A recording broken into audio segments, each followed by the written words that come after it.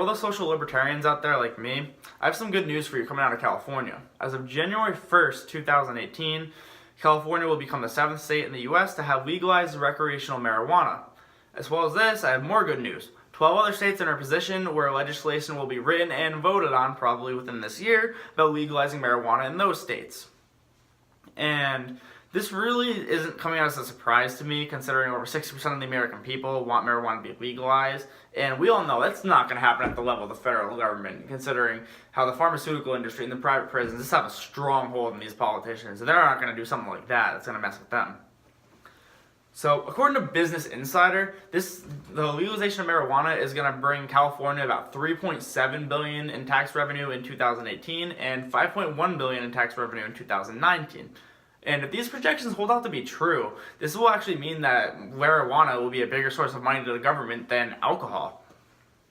So, if you're somebody who's opposed to the legalization of marijuana, my question for you is this: why do you legislate based on protecting bags of Doritos in people's cupboards? Because that's the only thing that is going to be endangered if someone gets high off marijuana.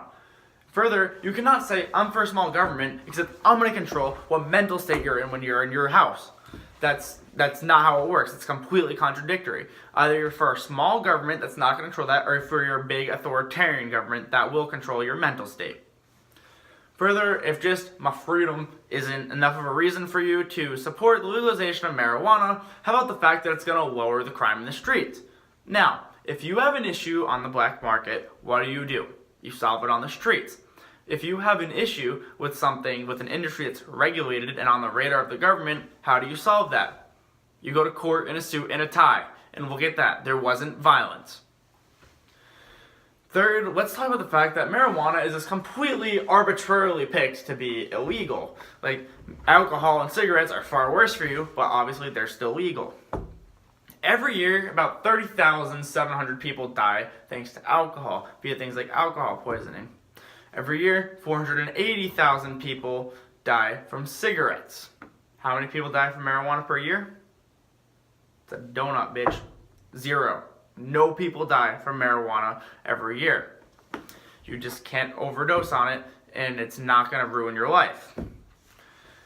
Further, let's talk about the fact that if marijuana is legal, your taxes will probably go down. Because if you think about this, if someone's going to be arrested for marijuana, especially if they're still going to go to prison for it, you now have to pay for them to be arrested, have a trial, and then house them in prison.